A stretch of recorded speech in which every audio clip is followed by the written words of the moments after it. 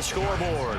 As we'll get you down the coast to Orlando for Jonathan Coachman at our EA Sports Halftime Report. Coach.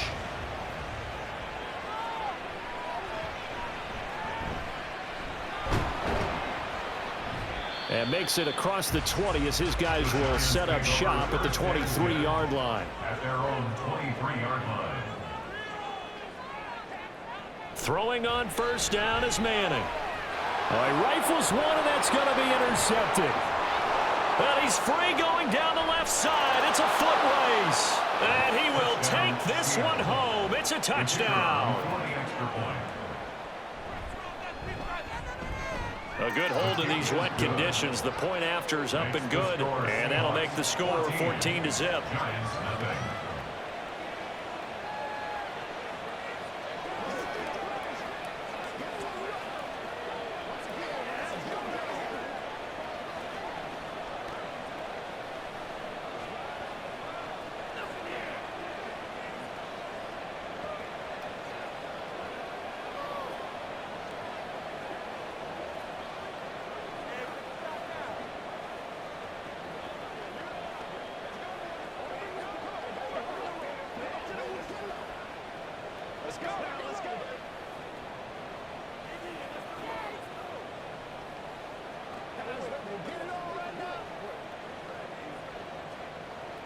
So they'll get another shot on offense following that pick six. And now the kick is away.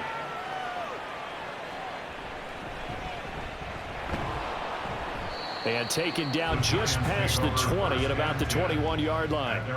The Giants offense at the line, ready to begin their next drive. And, Charles, they're certainly still right in this game, but they need that offense to wake up and in a hurry. Yeah, I like the way you put it. They certainly did seem to sleepwalk a bit in the first half. Now that their defense has done its job, it's their turn now to go out and try and get some points. I see a shake of the head as he gets up, and you've got to imagine he's thinking, guys, you got to help me out. He's hoping his team can read his thoughts because he definitely needs some assistance. On second down, Barber. And he roams across the 20 to the 24-yard line. It's a 7-yard pickup. They'll be looking now to 3rd and 6. On a 2nd and long, it's really nice to see an offense that has enough confidence to run the football in that situation. I think that goes back to their practice and game planning.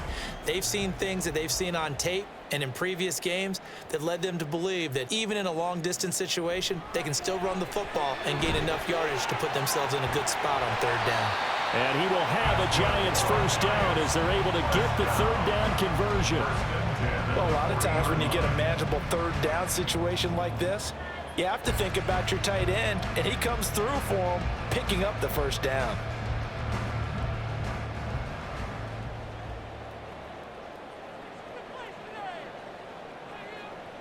Manning now on first down.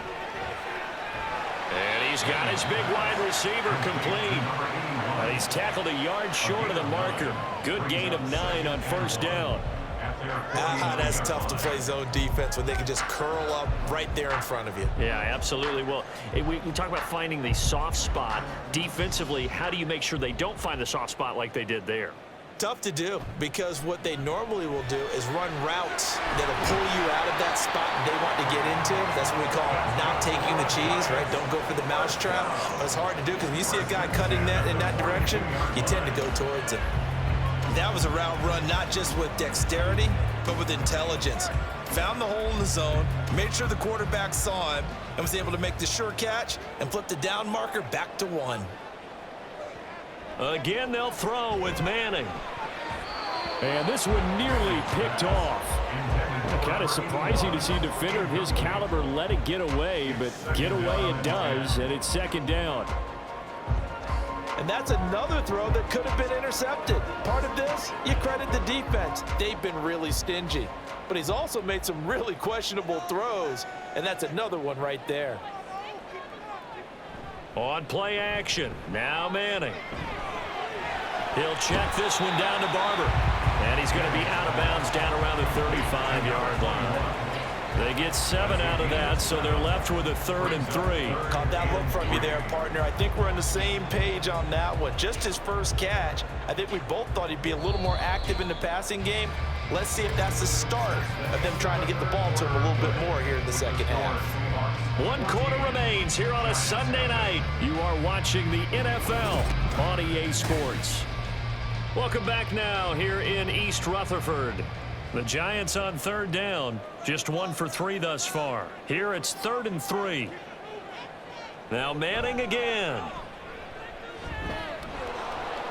Pressure comes. He's taken down by the Seahawk defense. Looks like a 9-yard loss, and it also brings up 4th. And I guess, partner, you call that a coverage sack.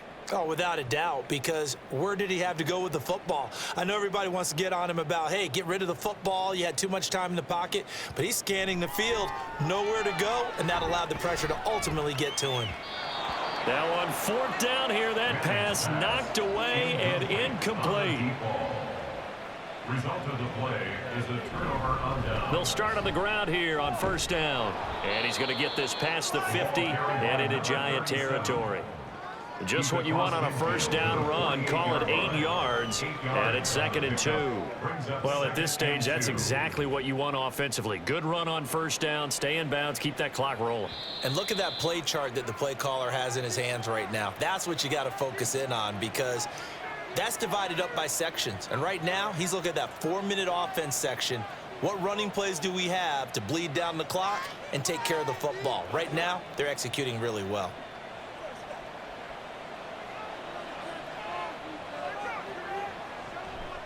He's going to get it again. Just looking to get forward and protect the ball.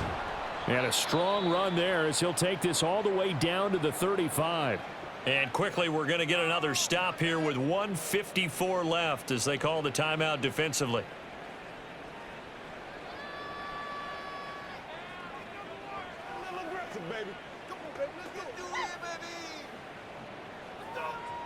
Back-to-back good plays have them on the move on 1st down.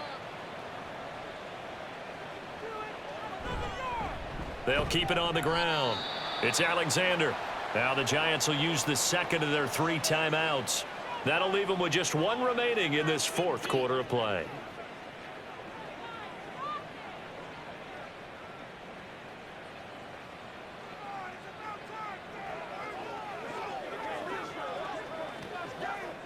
Have to imagine this will be on the ground as well as they come up 2nd and 7.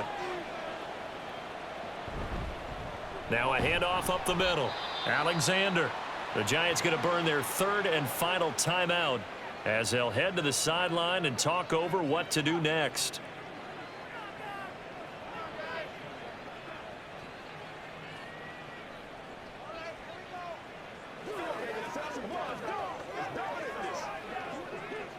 The 25-yard line is what they need here. This is 3rd down.